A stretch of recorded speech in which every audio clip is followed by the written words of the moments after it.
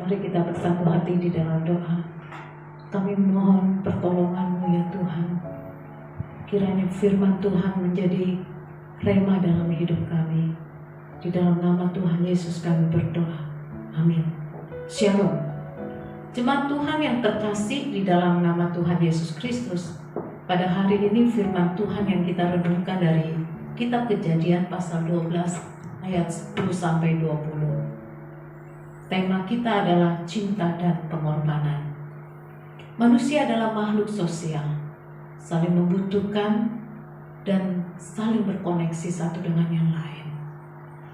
Dalam situasi yang pelik dan terancam, makhluk sosial, makhluk hidup mempunyai daya tahan atau daya lentur yang dikatakan sebagai resilience, baik secara individu maupun kelompok.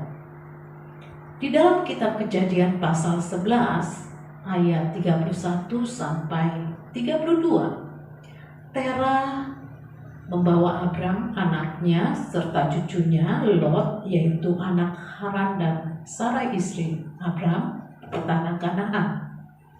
Dan di dalam Kejadian 12 ayat 1 sampai 9, Abram dipanggil Allah dan diberkati.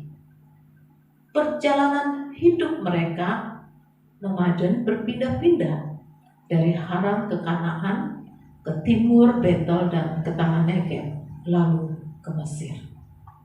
Mengapa mereka sampai ke Mesir? Karena ada satu peristiwa, yaitu bencana kelaparan. Mereka tiba di Mesir menjadi penduduk asing untuk bertahan hidup bagi keluarganya dan dirinya. Hal ini bukanlah sesuatu yang mudah bagi Sarai sebagai istri yang berjuang untuk suami dan keluarganya di negeri asing. Abram berkata pada Sarai, "Memang aku tahu bahwa engkau seorang yang cantik parasnya. Apabila orang Mesir melihat engkau, mereka akan berkata, itu istrinya. Jadi mereka akan membunuh aku dan membiarkan engkau. Katakanlah bahwa engkau adikku, supaya aku diperlakukan mereka dengan baik, karena engkau dan aku dibiarkan hidup oleh sebab engkau." Cinta dan pengorbanan Sarai terhadap Abram dan keluarganya, bahkan untuk bangsanya di negeri asing, dia berubah status, yaitu istri menjadi adik, demi menolong dan menyelamatkan Abram, keluarganya, dan bangsanya. Tentu ini tidak mudah bagi Sarai dan bagi semua orang.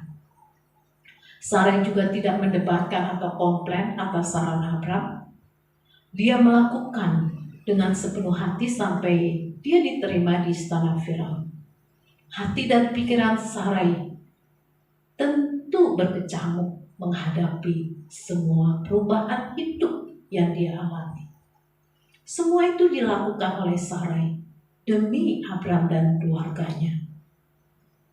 Dan jemaat Tuhan yang terkasih, di dalam cinta dan pengorbanan Sarai, dia diperlakukan baik oleh Firaun.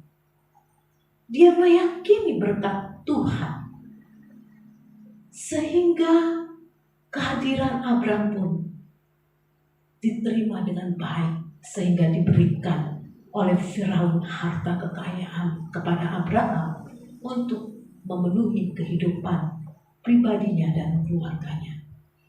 Kekayaan Abram yang penuh dengan kelaparan berubah menjadi kaya, berlimpah-limpah, karena diberikan kepercayaan oleh Firaun, yaitu berupa ternak, tetapi juga budak-budak Firaun diberikan kepada Abram.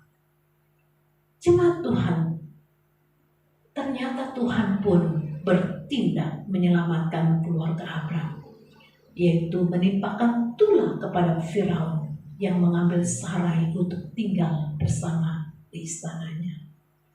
Firaun memanggil Abram dan mengembalikan Sarai. Dia juga memperlakukan Abram dengan baik, yaitu pegawai istana menghantarkan mereka untuk pergi. Cinta dan pengorbanan mendapatkan respon yang baik, menerima juga dengan baik, dan menghantarkan juga dengan baik. Itulah yang dialami, yang dilakukan oleh Sarai untuk Abram dan keluarganya. Dan itu juga yang dilakukan oleh Firaun kepada Sarai dan Abram serta keluarganya.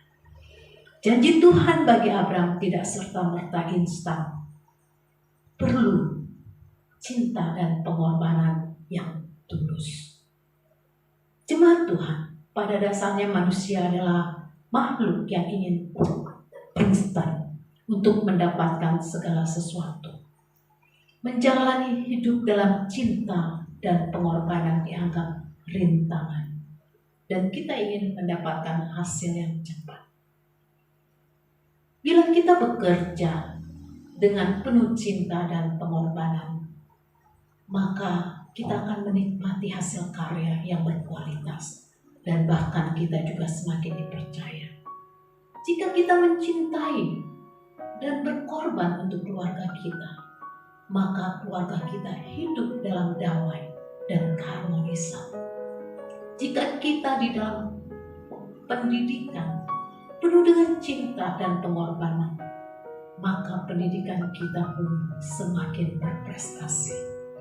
Jika kita mencintai orang-orang di sekitar kita, mereka akan memberikan kehidupan, mengalami pertumbuhan yang luar biasa. Yesus mengajarkan dan menjalankan hidup dengan cinta dan pengorbanan. Dalam Yohanes 12 ayat 25, barang siapa mencintai nyawanya, ia akan kehilangan nyawanya. Tetapi barang siapa tidak mencintai nyawanya di dunia ini, ia akan memeliharanya untuk hidup yang kekal. Cinta dan pengorbanan memberikan kehidupan, keselamatan, dan kebahagiaan bagi sesama kita. Dan itulah yang dilakukan oleh Yesus kepada kita semua. Amin. Mari kita berdoa. Terima kasih ya Tuhan, kami belajar dari tokoh Sarai yang mencintai dan rela berkorban untuk keluarganya, sehingga mereka memperoleh pertolongan dan keselamatan, bahkan berkat yang luar biasa. Yesus juga melakukan karya penyelamatan bagi kami melalui cinta dan pengorbanan, sehingga kami diselamatkan dan memperoleh hidup yang kekal. Terima kasih ya Tuhan, dalam nama Tuhan Yesus kami